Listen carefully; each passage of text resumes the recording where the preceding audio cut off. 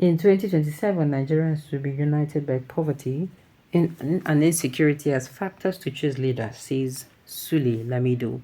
Welcome to the news and thank you for tuning in to listen. Please subscribe to our channel to get notified when we post our juicy news updates. Please click on the notification bell. Former Minister of Foreign Affairs and two-time Governor of Jigawa State, Sule Lamido, has said that hunger and poverty will be the determining factor for Nigerians in electing the next set of leaders in 2027. Lamido also said that character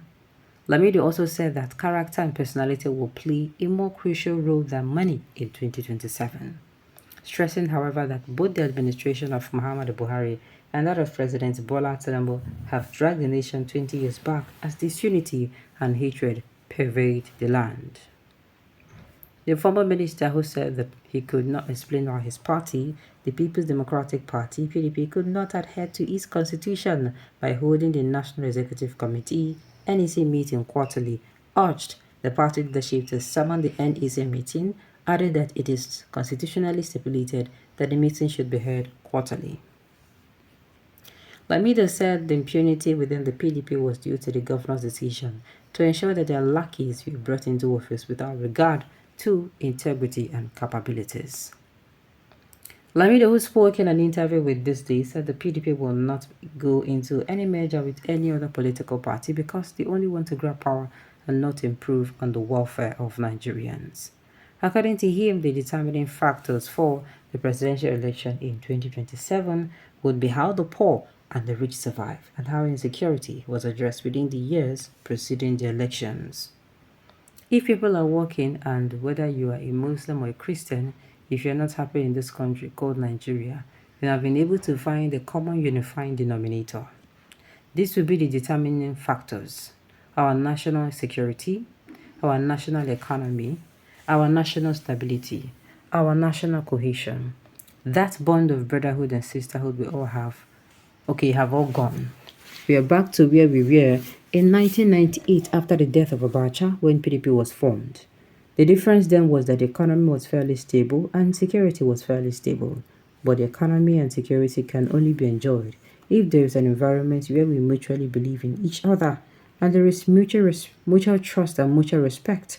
Because if there is no trust, if we do not believe in each other as a people, as brothers and sisters, as Nigerians, no matter what you do, the economy will not be important to them. It will not be business as usual. How do the poor survive and how will the rich manage to stay afloat in this biting and harsh economic activity? How do the people survive the increasing inflammatory trends? The absence of bread in the streets of France was one of the basic reasons that necessitated the French Revolution. The people will certainly ask questions. It is a three-page scenario. One page is for the PDP era in government. Another page is for the APC era in government. And the third page is for Nigerians to compare and contrast. Mark my words, it will not be business as usual. Questions would have been answers, and answers must be given. What happens to the economy and what happens there? That there are more poor Nigerians and the rich are getting richer. What happened is that there is too much insecurity in Nigeria. Who are those Nigerians behind the gruesome inter-ethnic rivalry? Who are those stoking the crisis? These are questions that will be brought to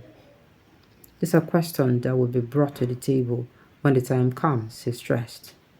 He explained that within that period, character and personality will play much more crucial role than money, as Nigeria will look for a pan-nationalist who will unite the country more than someone that will be throwing money around. Questions will be asked and answers will be given, he stated. Speaking on why the PDP has crept to such level of impunity, he blamed the governors of the party that settled for mediocrity instead of competence and integrity.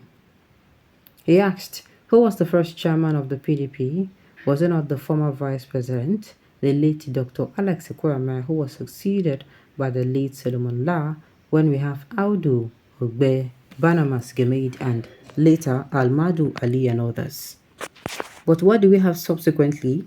We know what we have because the governors elected them on the platform of the party fund the party and now dictate the pace. They nominate their lackeys who will protect their interests. So in the process, there is no longer integrity and competence. This is what is happening in the PDP. You can compare the quality in other parts of the PDP as a political party and what we have. Okay, compare and contrast it. It will not take time.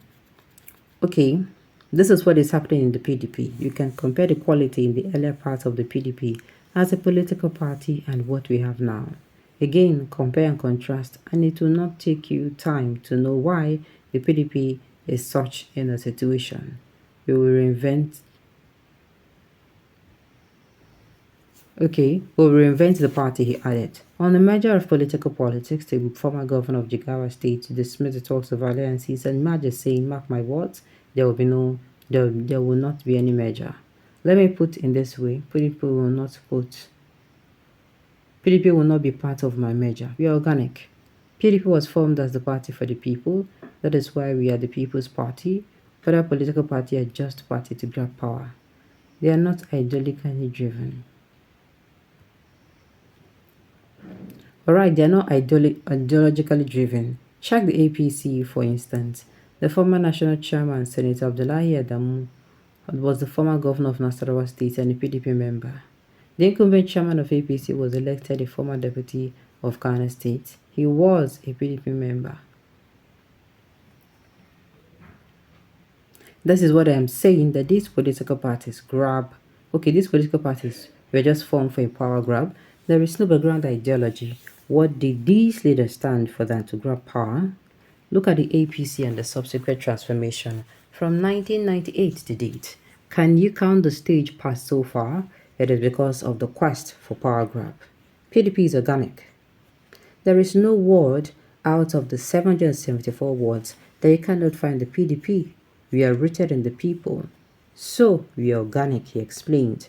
On the allegation that the Minister of the Federal Capital Territory FCT, Nyesom Wike, has pocketed the PDP, he said, Wike is an asset to the party, but he needs to be refined in his ways. If you say that you bought clothes or wrappers for your mother, does this mean that does it mean that before you were born, your mother was without clothes? Someone has to fund the party once in a while, but you cannot say because you fund the party, you claim that you are above the party. Let me tell you, the party is supreme and no individual is above the party.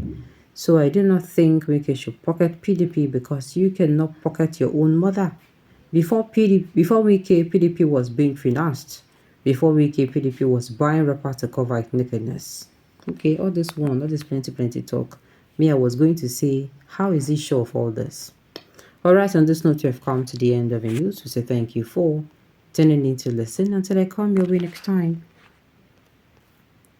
enjoy the rest of your day.